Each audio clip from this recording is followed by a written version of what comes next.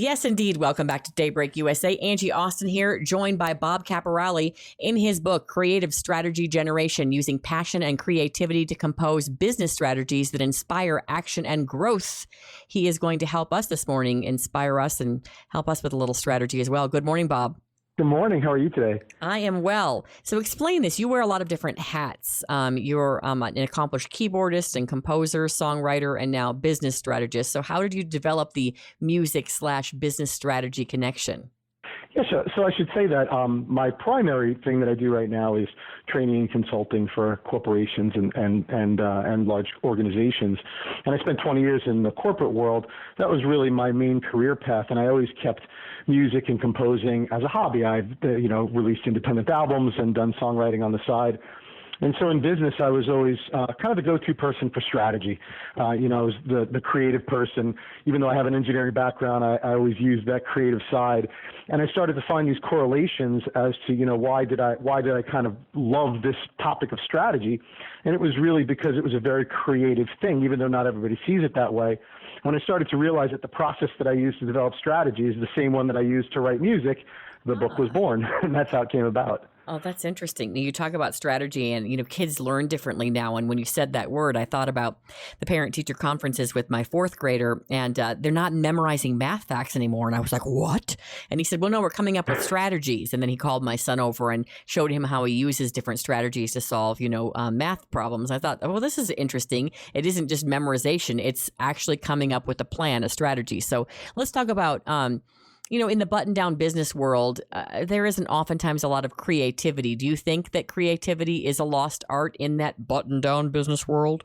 I think it is, but mostly because of some of the mental barriers that people give themselves. Oh, yeah. Your analogy on the math problem is actually a great one for business as well, because that's exactly what happens in the business world. You kind of go through school and you're taught to approach strategy a certain way or approach any business subject a certain way. And you kind of fill in the blanks and fill in the templates.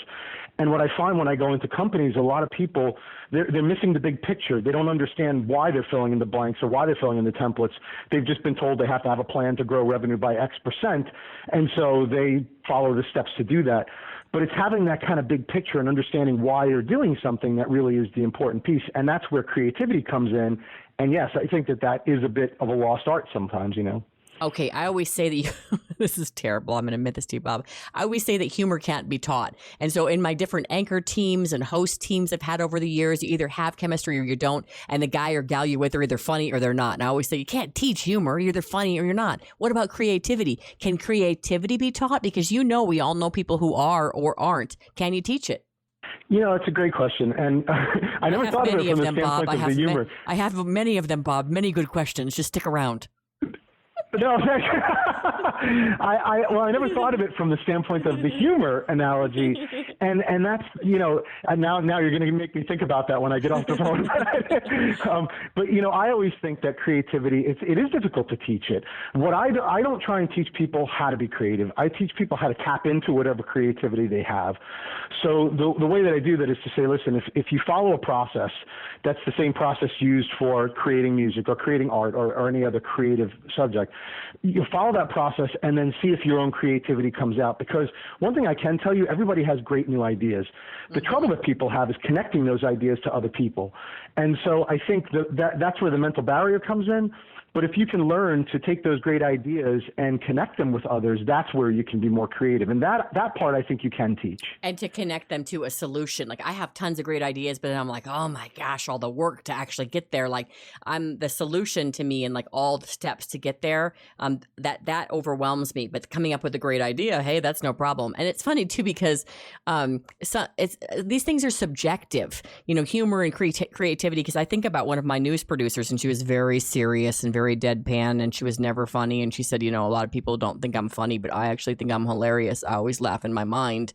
And I was like, wow, she does think she's super funny. And so I was like, well, that is absolutely subjective. All right, so let's talk about, I was just mentioning the clutter in my head. So I come up with these great ideas, but then I don't know quite how to get there, or I know how to get there, but I want to find someone else to help me get there because I'm not a details person. So how do we break through all the clutter in our heads to nurture these new creative ideas to make something really great happen?